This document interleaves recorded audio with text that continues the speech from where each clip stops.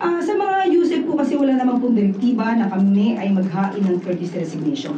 Depende na naman po sa Pangulo kung ang mga USEC, ASEC at ibang mga direktor ay hindi tumatalima sa direktiba ng Pangulo. Yun po ay maaaring matanggal. At voluntary po kay Ms. Ana Puod ang kanyang pag-resign. At kung ang kanyang dahilan ay, kung ano man ang kanyang dahilan, personal na po sa kanya.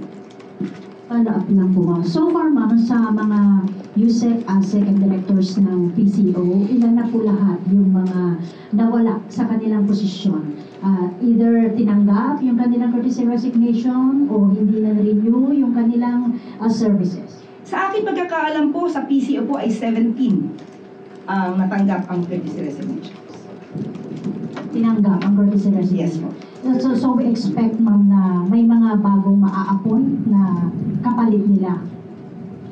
Most probably.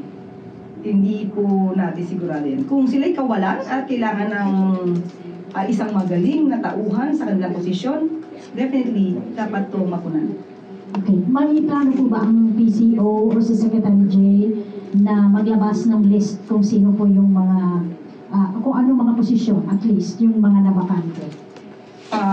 Isasangguni ko po sa kanya yan.